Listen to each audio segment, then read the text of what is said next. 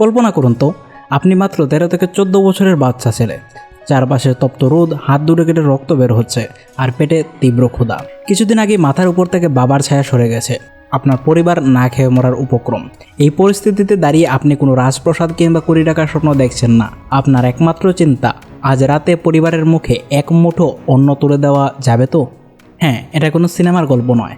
আর কয়েক বছর আগেও ব্রাজিলের রাস্তায় যিনি রাজমিস্ত্রির যুগালির কাজ করতেন, তিনি আজ বিশ্বের সবচেয়ে কঠিন লিগ ইংলিশ প্রিমিয়ার লিগে আর্লিং হল্যান্ডের মতো একজন প্লেয়ারের সাথে গোল্ডেন বুটের জন্য লড়াই করছেন। তিনি আজ বিশ্বের সবচেয়ে সফল দল ব্রাজিল দলের হয়ে বিশ্বকাপ খেলতে যাচ্ছেন। আমরা কথা বলছি ব্রাজিলের নতুন সেন্সেশন ইগোর থিয়াগো সম্পর্কে। তার এই অসাধারণ জার্নি সম্পর্কে আজকের ভিডিও। যারা চ্যানেল নতুন আছেন অবশ্যই চ্যানেলটা সাবস্ক্রাইব করে পাশে বেল বাটনটা অন করতে ভুলবেন না। ফেসবুক পেজে নতুন হলে ফলো করতে ভুলবেন না। চলুন শুরু করা যাক। Chapter 1, the beginning. 2001 সালের 25শে জুন ব্রাজিলের এক চরম দরিদ্র পরিবারে জন্ম নেন ইগোর থিয়াগো।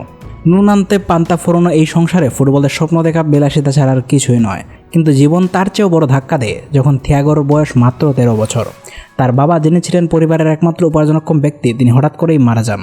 বাবার মৃত্যুর পর থিয়াগোর শৈশব নিমিষে হারিয়ে যায়। মায়ের কষ্ট দূর করতে এবং ভাই বোনদের মুখে খাবার তুলে দিতে সে পড়াশোনা ছেড়ে দিয়ে কাজে নামতে বাধ্য হয়। তখন তপ্ত রোদে রাজমিস্ত্রির সহকারী বা যুগালি হিসেবে তিনি ভারী ইট আর সিমেন্টের বস্তা টেনেছেন। কখনো স্থানীয় বাজারে ফল বিক্রি করেছেন, কখনো বা লিফলেট বিলি করেছেন। শারীরিক পরিশ্রমের চেয়ে বড় ছিল মানসিক যন্ত্রণা। এই অল্প বয়সে তীব্র হতাশা এবং ডিপ্রেশন তাকে গ্রাস করে ফেলেছিল। মাঝে মাঝে অন্ধকার রাতে একা একা কাঁদতেন, ভাবতেন এই নরক থেকে কি কোনোদিন মুক্তি মিলবে। কিন্তু তার মা তাকে একটি কথা বলেছিলেন, পরিস্থিতি যতই কঠিন হোক, স্বপ্ন দেখা বন্ধ করো না। আর সেই স্বপ্নের নাম ছিল ফুটবল। ব্র্যান্ডফোর্ড এফসিতে জয়েন করার পর ইগোর থিয়াগো এক ইন্টারভিউতে এই গল্প জানিয়েছিলেন। দিনের বেলা হাড়ভাঙা খাটুনি আর বিকেলে ছেঁড়া জুতা নিয়ে ফুটবল খেলা, এটাই ছিল থিয়াগোর রুটিন। অবশেষে 2019 সালে তার জীবনের প্রথম সুযোগ আসে, যখন ব্রাজিলের বিখ্যাত ক্লাব ক্রুজেইরোর যুব একাডেমিতে তিনি ট্রায়াল দিতে সক্ষম হন। 2020 সালে করোনা অতিমারির কারণে চরম সংকটে পড়েন তিনি। তখন ক্লাবটি অর্থনৈতিক এবং প্রশাসনিকভাবে ধ্বংসের মুখে পড়ে যায়। মাত্র 19 বছর বয়সে ইগোর থিয়াগোর পেশাদারে অভিষেক হয়। কিন্তু পরিস্থিতি এতই খারাপ ছিল যে ক্লাবের খারাপ পারফরমেন্সের কারণে সমর্থকরা তাকে প্রতিনিয়ত ট্রল করত। থিয়াগো আরও মানসিক অবসাদে তলিয়ে যেতে থাকেন। 2022 সালে তিনি এক সাহসী সিদ্ধান্ত নেন। বাড়িঘর ছেড়ে চলে যান বুলগেরিয়ার একটি ক্লাব লুদেগোরেটসে। সম্পূর্ণ নতুন দেশ, নতুন ভাষা, নতুন কন্টিনেন্ট, -ডিগ্রি তাপমাত্রা, সবকিছু উপেক্ষা করে তিনি নিজের জাত চানান। মাত্র 1 বছরে লুদেগোরেটসের হয়ে ট্রফি জিতেন তিনি। এরপর পাড়ি জমান বেলজিয়ান ক্লাব ব্রুগেতে।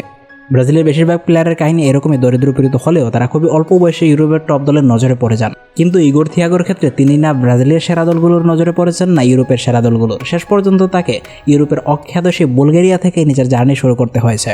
বেলজিয়ামে তার পারফরমেন্স ছিল অতি মানবীয়। 1.91 মিটার উচ্চতা বিশিষ্ট এই প্লেয়ার ফিজিক্যালি অত্যন্ত শক্তিশালী ছিলেন। 2024 সালে তার ক্যারিয়ারের সবচেয়ে বড় টার্নিং পয়েন্ট দেখতে পাওয়া যায়। 2024 সালে রেকর্ড ফি দিয়ে শেষ পর্যন্ত তাকে বেলজিয়াম থেকে ইংল্যান্ডে নিয়ে আসে ইংলিশ ক্লাব ব্র্যান্ডফোর্ড।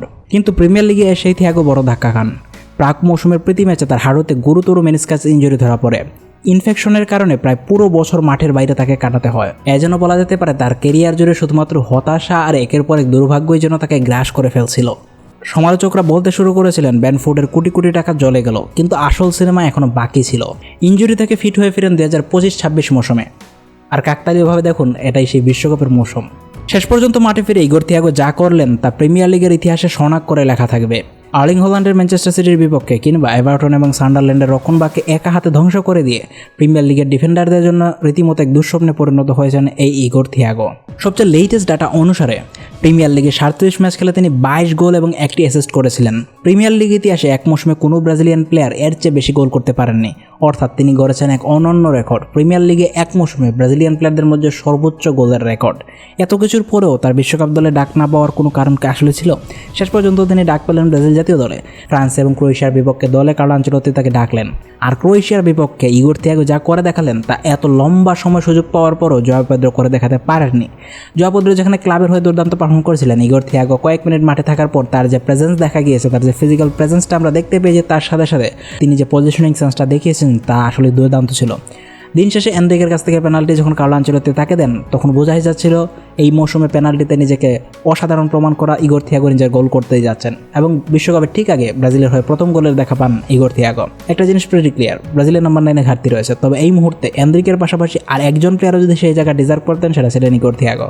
সর্বমোট এই মৌসুমে 38 ম্যাচে 23 গোল এবং 1 অ্যাসিস্ট। প্রিমিয়ার লিগে প্লেয়ার অফ দ্য সিজনের জন্য তিনি নমিনেশনও পেয়েছেন। তবে বিশ্বকাপ দলে ডাক পাওয়ার পরে মিডিয়াতে তিনি ভাইরাল হয়ে যান মূলত তার অতীত সম্পর্কেই।